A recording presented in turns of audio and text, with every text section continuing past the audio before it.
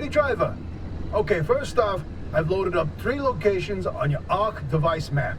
You see them? Head to whichever strikes your fancy. You're sending them to the Visions? Sure am.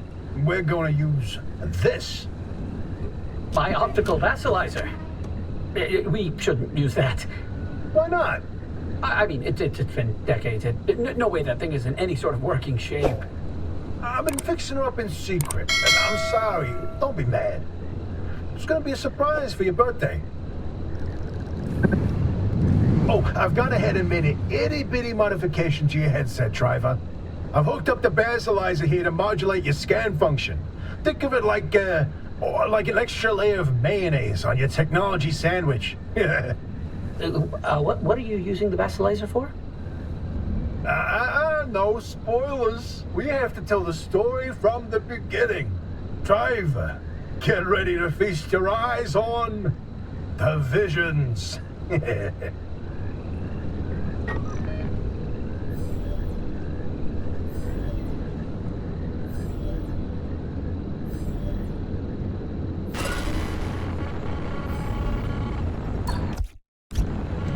So we told you about the mass hallucination. Hundreds of people, 30 seconds of crazy, yada yada. But there was one instance where that event and the remnants intersected. The story of Laura Cesari. Laura worked at ARDA as an executive secretary. She put in her hours, but she spent her evenings with a real passion. Painting. When the hallucination event swept through, Laura was overtaken like everyone else. But for her, the visions didn't stop. She tried painting them, but grew frustrated at her inability to recreate what she saw. Now at first, Arda wrote her off as one of the many whose brains got scrambled by what they saw, until Laura stumbled across a rusty can of paint in the woods. It was a remnant. Once she started using this paint, the visions in her paintings began to come true. She painted feverishly for over a year, chasing the visions the entire time. Until the day the paint ran empty. And then she disappeared. Like all remnant holders do. Now that we know the remnants and the mass hallucination are related, maybe Laura's visions can help us out.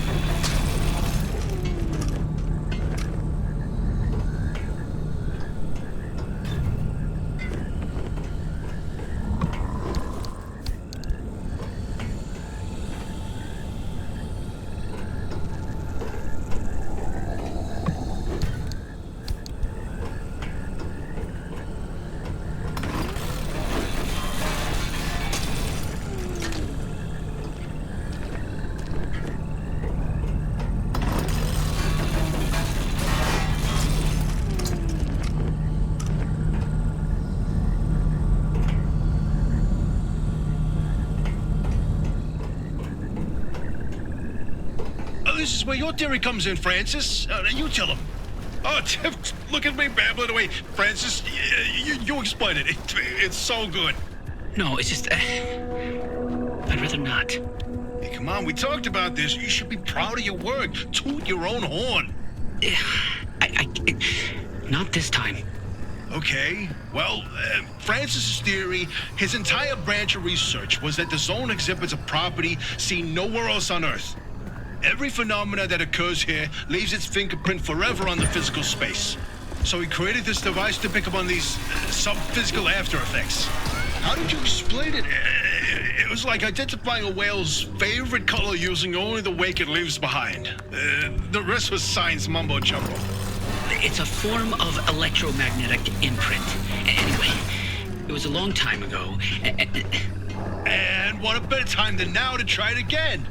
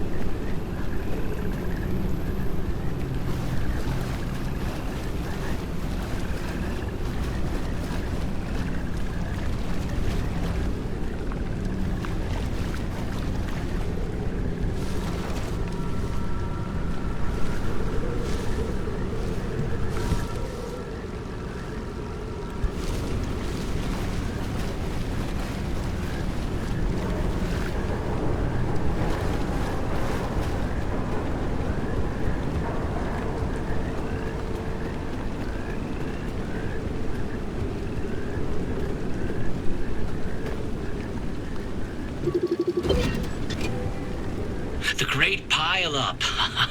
You know, if you catch the mural at the right angle, when the moon is right overhead, you can spot the helmsman's body in one of the boats. No chance. It's a paint smudge, nothing more. Believe me, it's true. I've seen it.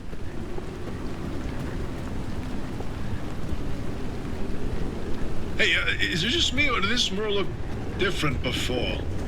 Probably the instability messing with the paint over time. It's been decades, after all. Nah, something's definitely off. Hey, where's our old notes from when we took a field trip out that way? Driver, why don't you go ahead to the next one while we investigate this?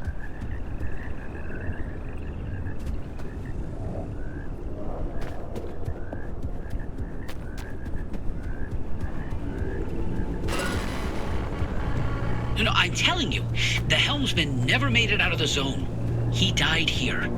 Not this again. I still don't know why you're so convinced he existed in the first place. Driver, back me up here. This is how the story goes. It was the winter of '72. A ship set sail down the Columbia River 100 miles east of here. The helmsman was overcome by bad weather, and while in a particularly foggy patch, the boat hit something, and the impact threw him from the deck. When he woke up, he was on a boat on this very lake, smack in the middle of the zone, with no idea how he got there.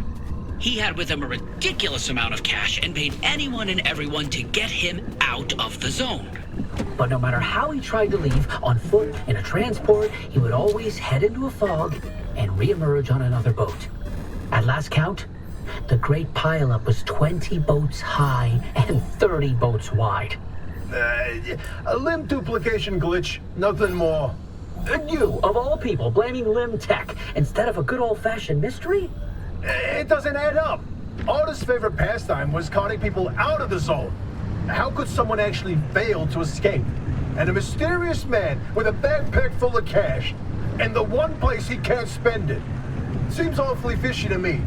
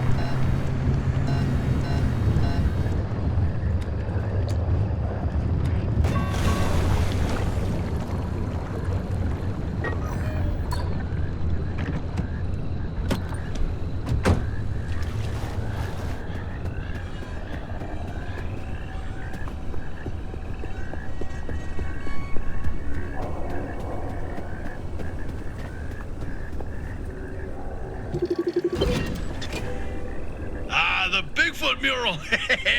My personal favorite.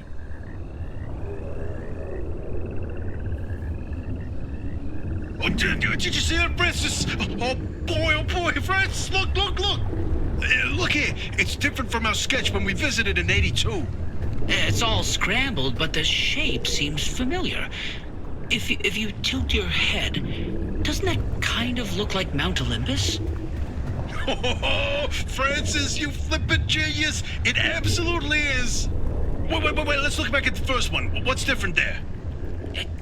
That shape right there, is that Hook Valley? Holy smokes! Oh, wait, pull up all the topographical maps of the peninsula. If we look around the areas where you'd get that view of Mount Olympus... See, Francis? I told you your basilizer would work. I don't think this is the basilizer's doing. Driver, we're on to something. Get to that third vision.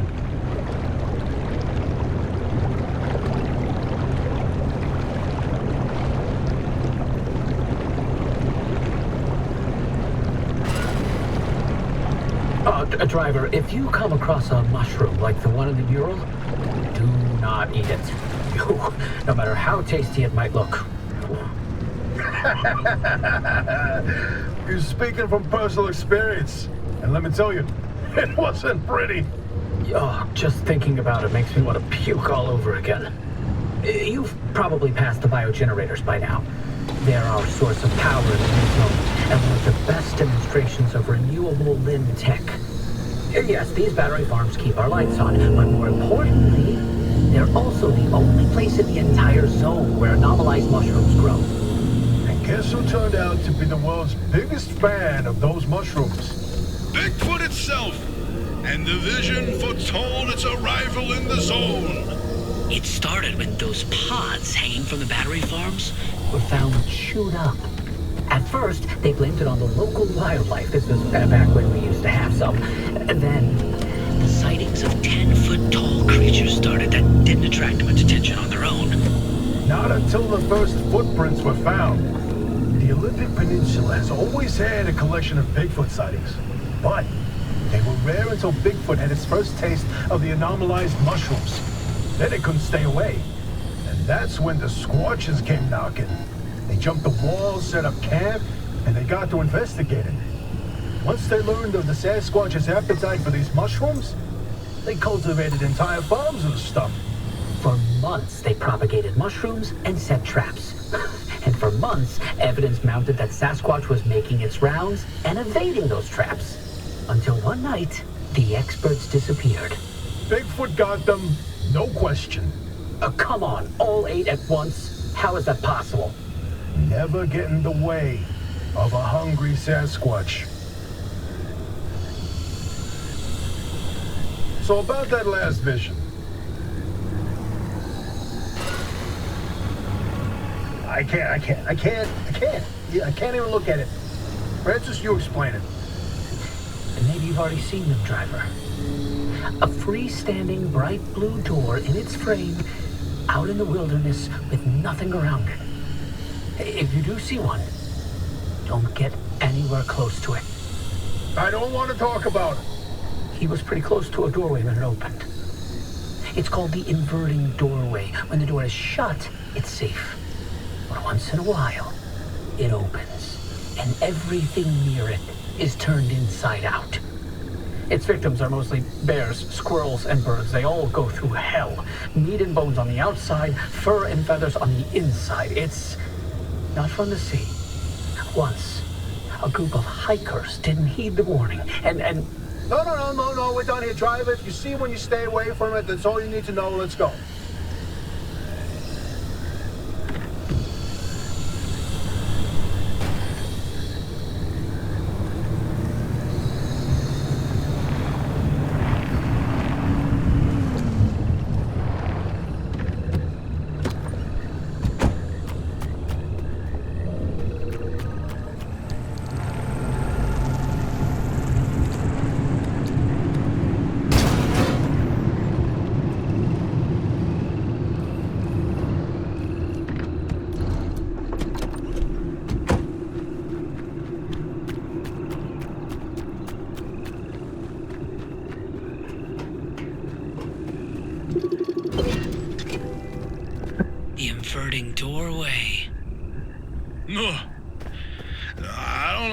this one.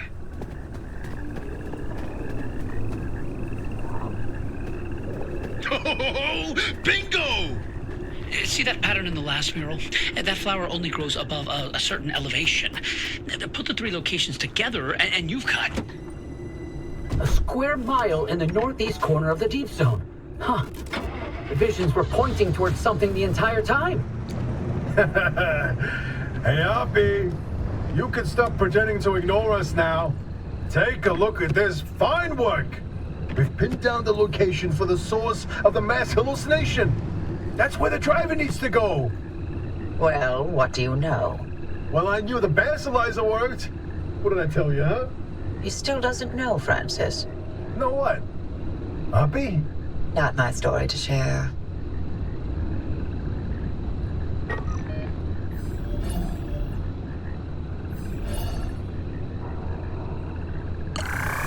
My theory. And that basilizer. Illegitimate. Wait, what are you saying? I built that device to prove my imprint theory, and it was on the verge of getting the results I needed. But my research funding was running out. So, I forged the data. Not much, just enough to justify more time. I was so close. I knew the breakthrough was right around the corner. But Arda found out. That's why I was reassigned and my clearance revoked. Wait, you told me you changed labs voluntarily. 8 years of research with nothing to show for it, and then for that to happen, I couldn't face you. That doesn't mean your theory is wrong. I still think there's something to it. There's a common thread with some of the remnant stories, like the telephone switchboard, the ones that seem to recall the past somehow. Maybe the remnants access those imprints, read them like a needle in the groove of a record. Don't. You don't have to do that. It's in the past. I don't care about it anymore.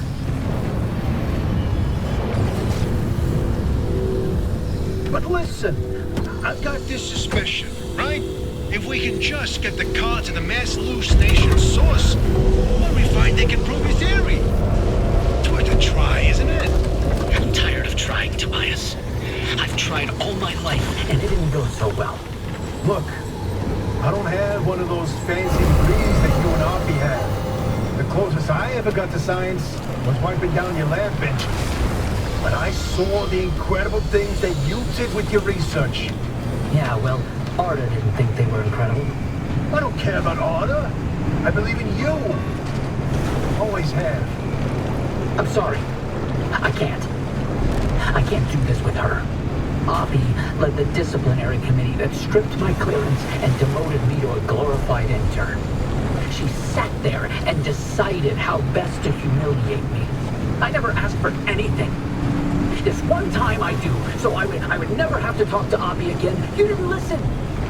Your remnant was more important than what I wanted. Francis, I didn't mean... I've had enough.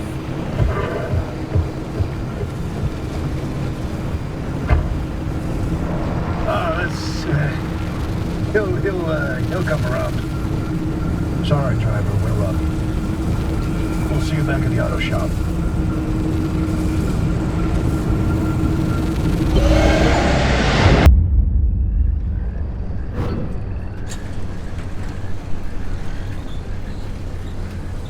Interesting thing about that deep zone area you identified.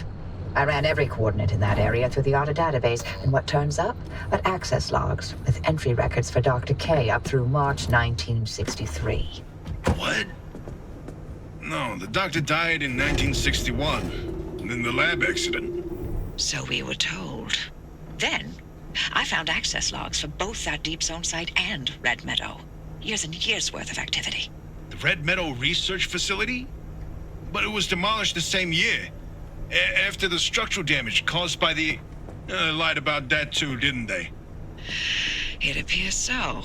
The driver should give the Red Meadow ruins a visit. If Dr. K didn't die that day, I'd like to know what was keeping him so busy. So would I, but... do we have time for this? We don't know how long the driver's got with that remnant. And that's why we need this information.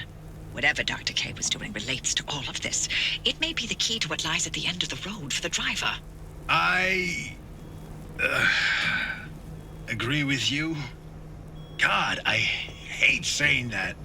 Driver, I've marked the Red Meadow facility on your route planner. Head there whenever you're ready.